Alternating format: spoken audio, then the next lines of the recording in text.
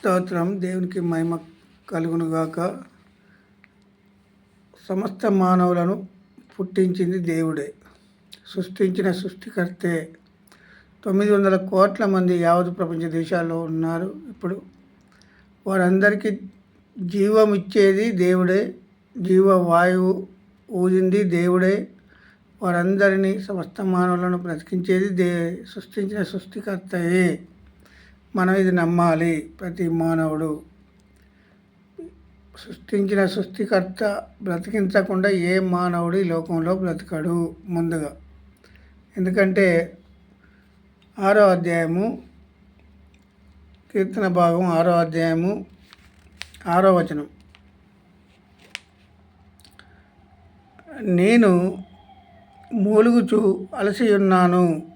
నేను మూలుగుచు, ఇది దావీదు రాసిన కీర్తన భాగం. ఇది ఏమంటాడు? నేను మూలుగుచు అలసి ఉన్నాను. ప్రతి రాత్రియు కన్నీరు విడుచుచు నా పరుపు తేలజేయుచున్నాను. నా కన్నీళ్ళ చేత నా పడక కొట్టుకొని పోవుచున్నది. నా కన్నీళ్ళ చేత నా పడక కొట్టుకొని పోవుచున్నది అని దావీదు. ఇప్పుడు నేను మూలుగుచు, ఎవరు మూలుగుతారట? మనందరము మూలిగేవారమే. అయితే నేను మూలుగుచు అని అన్నాడు. అలసి ఉన్నాను. అలసిపోవడం ప్రతి మానవునికి సహజం. శరీర బలహీనతలు వస్తాయి. ఆ బలహీనతలలో అలసిపోయేవాళ్ళు సమస్త మానవులు అలసిపోయేవారే. ఒక సృష్టించిన సృష్టికర్తకి అలసిపోవడం లేదు. ఎందుకంటే యేసుక్రీస్తు ప్రభు ఈ లోకానికి వచ్చిన తర్వాత ఆయనను బాగు ఎవరన్నా బాగు చేశారా? యేసుక్రీస్తు ప్రభువును వచ్చి యేసుక్రీస్తు ప్రభువు పోయి బాగు చేశాడు మానవులను. కుష్ఠరోగులను బాగు చేసింది యేసుక్రీస్తు ప్రభు వారే. అలసిపోయి ఉన్న వాళ్ళు వీరందరూ. రక్తస్రావం అయిన స్త్రీని బాగు చేశాడు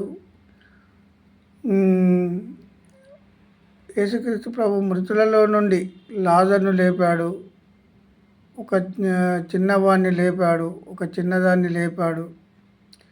ఎందుకంటే దేవుడు చేసే కార్యాలు ఆయనను బాగు చేసినట్టు ఈ లోకంలో ఎవరు లేరు. ఆయనే అందరికీ బాగు చేసినట్టు చూపెట్టాడు యేసుక్రీస్తు ప్రభు. యేసుక్రీస్తు ప్రభువే అందరినీ,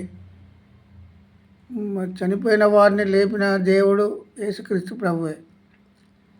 మొదటగా ఫస్ట్ లేపింది ఎవరిని? లాజరును. మృతుల ఎందుకంటే వాసన పడుతుంది ప్రభువా. ఈ మానవులకి ఏంటంటే వాసన పడుతుంది.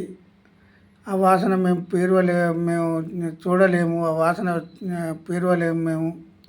ఆ గలీజ్ స్మెల్ మేము ముక్కు ద్వారా పీల్చుకుంటే మాకు జబ్బులు వస్తాయి, మేము చనిపోతాము అనే ఒక భయం.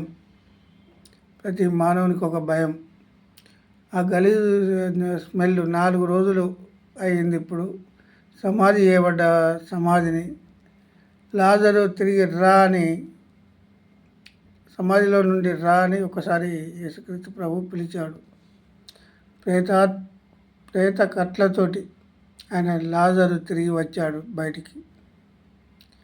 ఎవరైనా తిరిగి వచ్చారా? ఎవరైనా లేపారా? అప్పటి వరకు యేసుక్రీస్తు ప్రభు మాత్రమే లేపాడు. అప్పుడు ఇక్కడ దావీదు ఏమని చెప్తాడు? నేను మూలుగుచు అలసి ఉన్నాను. అలసిపోయిండు. ప్రతి రాత్రియు కన్నీరు విడుచుచు నా పరుపు తేలజేయుచున్నాను. నా కన్నీరు చేత నా పడక కొట్టుకొని పోవుచున్నది అని అన్నాడు. కన్నీరు చేత. కన్నీరు అంటే కన్నీరు ఎంత కన్నీరు మనం కార్చగలుగుతాం?